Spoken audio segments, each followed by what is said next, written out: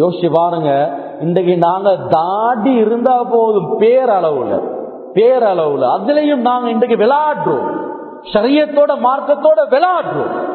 தாடிய கண்டு யாரும் பயப்படுறது இல்ல, அது போய் ஏமாத்தல்.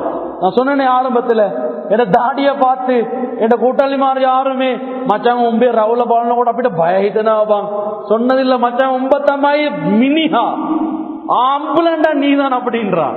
රවුලදී ආගෙන මේව තමයි ඉන්න ඕනේ. මිනිස්සෙක් කියන්නේ මේක තමයි.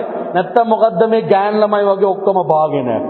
பொம்பளை பிள்ளையால மாதிரி வாலிபர் வந்து கல்யாணம் முடிச்சு தாடி ஒன்றும் இருக்கல, பக்குவமான ஒரு பேணுதலான ஒரு பெண்ணை முடிச்சா பார்த்தா இப்ப வரைக்கும் தாடி வளருது கொஞ்சம் கொஞ்சமா. அப்ப ஹஜ்ரத் கேட்டாரு, என்னப்பா தாடி வளருது? அந்த சொல்லிக்கிறாரு, இல்ல ஹஜ்ரத், என்னோட வைஃப் ஒரே சொல்ற, உங்களை பார்த்தா பொம்பளை புள்ள மாறிக்குவா, தாடி வைக்க வெக்க வைக்குது ஹஜ்ரத், அதான் தாடி வைக்கணும் அப்படின்னு. இதை பாருங்க நிலைமை. தாடிய வலிக்கிறது கேன்சர் நோய் உண்டாகுமா? தாடி வளர்க்கிறது உடலுடைய ஆரோக்கியம்.